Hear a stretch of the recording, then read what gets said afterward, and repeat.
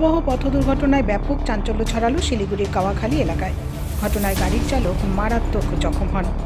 Gas cutter দিয়ে গাড়ির body কেটে আহত চালককে উদ্ধার করে দমকল বাহিনীর কর্মীরা।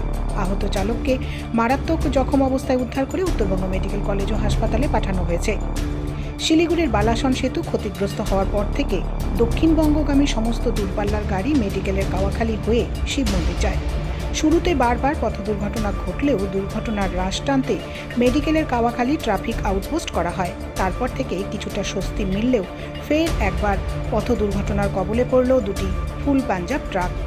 শনিবার ভোর নাগাদ কাওয়াখালীর শিল্পীহাট সংলগ্ন এলাকায় একটি পণ্যবাহী গাড়ি ও একটি পাথর বোঝাই ট্রাকের মুখোমুখি সংঘর্ষ হয়। দুর্ঘটনায় পণ্যবাহী গাড়ির চালক গাড়িতেই আটকে থাকে, ফলে এলাকা জুড়ে যানজটের সৃষ্টি হয়। পরিস্থিতি সামাল দিতে ঘটনাস্থলে পৌঁছায় মেডিকেল ফাঁড়ি পুলিশ সহ ট্রাফিক পুলিশ।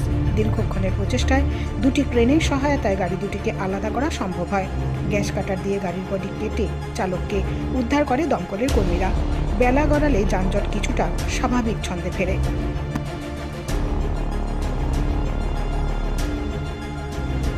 ঘটনাটা আমাদের একটা ড্রাইভারের ইউনিয়ন আছে, তো আমাদের গ্রুপে ছাড়া হয়েছিল যে বাগডোগরা যাচ্ছিল, তো সেই গ্রুপের দ্বারাই আমি জানতে পারি। তো আমি স্পটে আসলাম কাওয়াখালীর সামনে। তো কাওয়াখালীর সামনে একটা বড় দুর্ঘটনা ঘটেছে।